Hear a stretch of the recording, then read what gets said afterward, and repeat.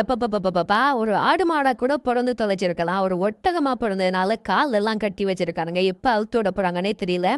யாரா இவன் கேமராவோட வரான்? அது நான் தான். Welcome back to my video. இணைய வீடியோவில் நான் எங்கே வந்திருக்கேன்னு பார்த்தீங்கன்னா யூஏயில் இருக்கக்கூடிய அல் ஐன் அப்படிங்கிற ஒரு இடத்துக்கு தான் வந்திருக்கேன். அல் ஐன் வந்து நிறைய இயற்கை ரிசோர்சஸ் நிறைஞ்சிருக்கக்கூடிய ஒரு ஏரியானே சொல்லலாம். இங்கே பார்த்தீங்கன்னா கால்நடைகள், ஒட்டகம், அதுக்கப்புறம் நிறைய ஈச்ச மரத்தோப்பெல்லாம் எக்கச்சக்கமாக இருக்கு. ரீசெண்டாக அங்கே போயிருந்த டைமில் ஒரு ஒட்டக ஃபார்மை விசிட் பண்ணுற சான்ஸ் எனக்கு கிடைச்சிச்சு. இதுக்கு முன்னாடி பல முறை நான் ஒட்டகத்தை பார்த்துருக்கேன். பட் நேரில் இவ்வளவு க்ளோஸில் பார்க்கறது உண்மையிலேயே வேற லெவல் ஃபீலிங்னே சொல்லலாம். இங்க இருந்து தான் யூஏயில் இருக்கக்கூடிய நிறைய சூப்பர் மார்க்கெட், அதுக்கப்புறம் வெட்டிங் ஃபங்க்ஷனுக்கெல்லாம் ஒட்டகம் சப்ளை ஆகுது அப்படின்னு நான் கேள்விப்பட்டேன். ஒரு ஒட்டகத்தோட வெயிட் எப்படியுமே 1500 to 2000 kg இருக்கும். இதுவே நீங்க ஒரு கேஜி கேமல் மீட்டர் லூலு அப்படி இல்லைன்னா நெஸ்டோல பர்ச்சேஸ் பண்றீங்கன்னா 35 to 40 dirhams வரும். அதுவே நீங்க அதே கேமல் மீட்டர் இங்க பர்ச்சேஸ் பண்ணீங்கன்னா வெறும் 20 dirhamsக்கே உங்களுக்கு கிடைக்கும். பட் அதுலயும் ஒரு கேட்ச் இருக்கு. நீங்க இங்க வாங்குறதா இருந்தா மொத்தமா ஒரு கேமலை தான் வாங்க முடியும்.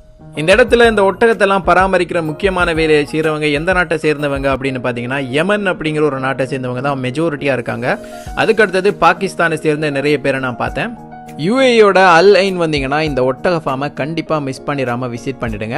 அது மட்டும் இல்லை, இதே மாதிரி இன்னும் நிறைய யூஸ்ஃபுல் வீடியோஸ் வேணும்னா மறக்காமல் நம்ம சேனலை சப்ஸ்கிரைப் பண்ணி லைக்கையும் தட்டிக்கோங்க.